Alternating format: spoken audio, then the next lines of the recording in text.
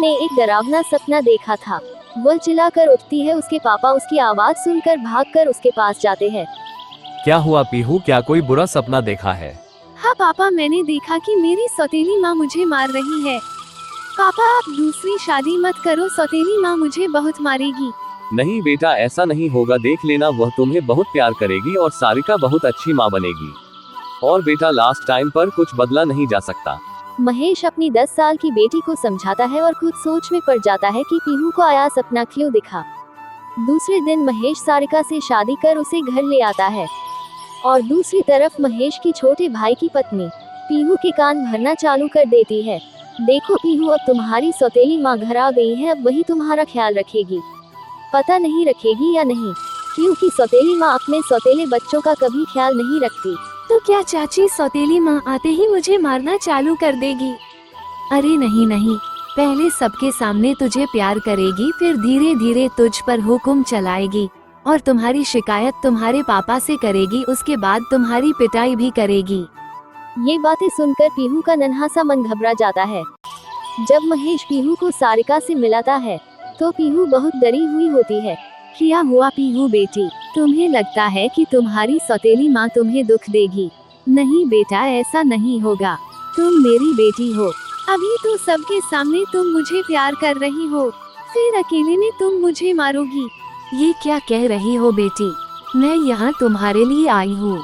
जब सारिका उसका हाथ पकड़ने होती है तो वह वहाँ से भाग जाती है। पता नहीं किसने इसके मन में यह बात बैठा दिया है कि सौतेली माँ अच्छी नहीं होती है। अभी बच्ची है, तुम चिंता मत करो, धीरे धीरे सब समझ जाएगी। कुछ दिनों बाद सारिका अपने घर का काम खत्म करती है और पीहू को आवाज लगाती है, तो पीहू कहीं नजर नहीं आती है। तो उसने घबरा कर सारिका महेश को फोन करती है। तो महेश नीतू को फोन करके पूछता है, तो उसने कहा कि पीहू मेरे साथ हैं। महेश के घर आने पर महेश, मुझे लगता है कि जैसे पीहू मुझे अपनी माँ नहीं मानती।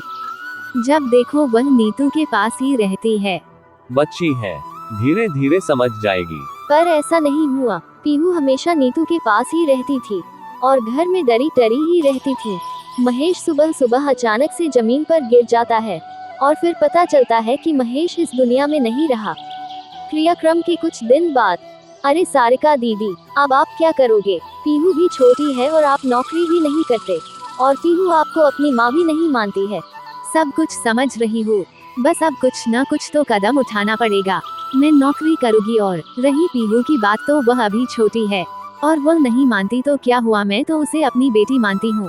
पीहू अपनी चाची और माँ की बात सुनती है और अपनी सौतेली माँ के पास आती है। क्या आप सच में अपने आप को मेरी माँ कहती हो? कहती नहीं हूँ पीहू, मैं सच में तुम्हारी माँ हूँ। तुम मुझे अपनी सौतेली माँ मत समझो बेटा, तुम मुझे दूसरी माँ कह सकती हो। बेटा इस समय भी हम मिलकर साथ नहीं रहेंगे तो तुम्हारे पापा को बड़ा दुख होगा।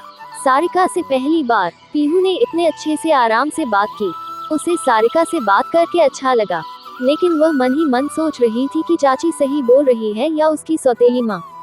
वह जब भी नीतू के पास जाती वह उसे 2 के 4 सुनाती और वह सारिका से बात करती तो उससे वह अच्छी बातें बताती और हमेशा साथ रहने की बात करती। कुछ दिनों बाद पीहू 18 साल की हो जाती है और उस दिन उसका बर्थडे होता है और सारिका उसके लिए एक तोहफा लेकर आती है। क्या है? क्या आप मुझे कोई किताब दे रही है? नहीं पीहू, मैं तुम्हारे हाथ में ये कागज दे रही हूँ। ये तुम्हारे घर के कागज है, तुम्हारे पापा ने तुम्हारे लिए कुछ सेविंग की थी, वो है। आज तुम 18 साल की हो गई हो और ये सब कुछ अब तुम्हारा है। मुझे पता है तुम अब भी मुझे सौतेली माँ समझती हो, लेकिन मैं सच कहती हूँ बेटा, तुम कल भी मेरी बेटी थी और आज भी मेरी बेटी हो और हमेशा रहोगी। ये कहकर सारिका रोते हुए अपने कमरे में चली जाती है। पीहू ध्यान से उन सारे पेपरों को देखकर हैरान हो जाती है कि उसकी सौतेली माँ वह सब कुछ संभाल के रखा है। नीतू चाची ने न जाने सौतेली माँ का तो मेरे मन में हलवा बना दिया था। अगर यह इतनी बुरी होती तो यह मुझे ना देती, मुझे अकेला छोड़कर तो जा सकती थी। पापा को गए हुए 5-6 साल हो गए हैं, फिर भी उन्होंने कभी मेरा साथ नहीं छोड़ा। लगता है मुझसे बहुत बड़ी गलती हो गई है। मेरे पास सौतेली माँ नहीं दूसरी माँ है। वह फिर अपने माँ के पास गई मुझे माफ कर दो माँ, मुझे जिसने जो कहा वो मैं सुनती रही। मैंने कभी आपके तरफ नहीं देखा, आपके प्यार को नहीं समझा। मैं बड़ी हो गई हूँ और मुझे समझ आ रहा है कि आप बहुत अच्छी है और केवल मेरे बारे में सोचती हैं। उसके बाद वह दोनों अच्छे से रहने लगे और पीहू भी सारिका को अपनी माँ मानने लगी। जीवन ही संघर्ष है। चेतन और गणेश बचपन के दोस्त थे। उनकी फैमिली भी काफी गरीब थी। दोनों के पिताजी एक ही कंपनी में अच्छी खासी सैलरी पर काम करते थे, लेकिन चेतन अपने पिताजी से नाराज था। क्या यार, मेरे पापा भी न बहुत कंजूस है। क्यों, क्या हुआ? मैं कब से बाइक के लिए उनको बोल रहा हूँ पर मानते ही नहीं यार। और तुम्हारे पापा को देखो, तुम्हारी कितनी फिक्र करते हैं। हाँ सही है, ये बस और ट्रेन के धक्के खा खा कर तो मैं कब का मर जाता। चल अब मुझे जाना है, दिव्या को घर छोड़ना है। Hi guys. Oh hi Divya. कुछ दिन बाद कॉलेज में हुए कैंपस में इंटरव्यू में चेतन और गणेश को एक मल्टीनेशनल कंपनी में एक भरी भरकम सैलरी की जॉब मिलती है। दोनों के घर वाले बहुत खुश होते हैं। ऑल द बेस्ट बच्चों, खूब मेहनत करना और तरक्की करना। कुछ ही दिनों बाद गणेश जॉब छोड़ देता है। वह बुरी तरह से बीमार पड़ जाता है। चेतन उससे मिलने उसके घर पहुंचता है। चाचा जी, गणेश ने जॉब की छोड़ा 1 महीना भी नहीं हुआ है, हमें ज्वाइन किए। अरे बेटा, ये मार्केटिंग वाला जॉब, दिन भर बाहर घूमना, बाहर खाना, अलग अलग शहरों में ट्रैवल करना गणेश को नहीं जम रहा था। उसे ऐसे भगदड़ की आदत नहीं है। उसकी तबीयत खराब हो रही थी। ओह बहुत बुरा है, लेकिन मुझे ये जॉब इतना कठिन नहीं लग रहा है। चलो अच्छा है, खूब तरक्की करना। मुझे तो गणेश की फिक्र हो रही है। आजकल बिना टेंशन और स्ट्रगल वाली जॉब मिलती कहाँ है। सोच में डूबा चेतन घर लौटा तो उसके माता पिता गैलरी में तितलियों की कपूंछ निहार रहे हैं। उसकी माँ ने कपूंछ से बाहर आने के लिए तड़पती तितली को कपूंछ से फ्री कर दिया और पिताजी दूसरी कपूंछ से बाहर आने वाली तितली का इंतजार कर रहे थे। फिर उसकी माँ ने कहा, आप उस तितली को फ्री क्यों नहीं करते? उसका स्ट्रगल कम कीजिए ना। देखिए मेरी तितली कैसे उड़ रही है।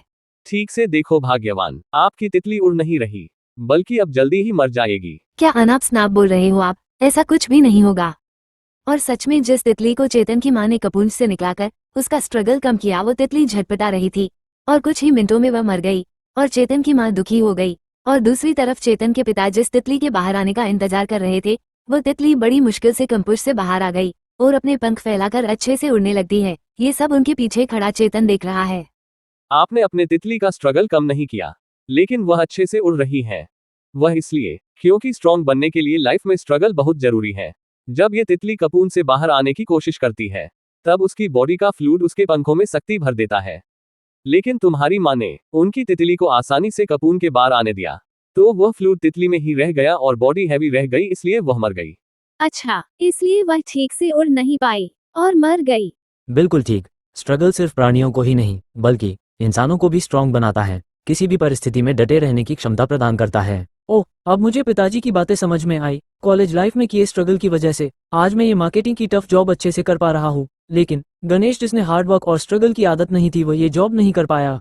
चेतन को अपने पिताजी की दूरदृष्टि का एहसास होता है और उसे जीवन में किए गए स्ट्रगल यानी संघर्ष का महत्व समझ आता है। इस कहानी से हमें सीख मिलती है कि हमें कभी स्ट्रगल से भागना नहीं चाहिए। कहानी अच्छी लगी हो तो वीडियो को लाइक और सब्सक्राइब कीजिए।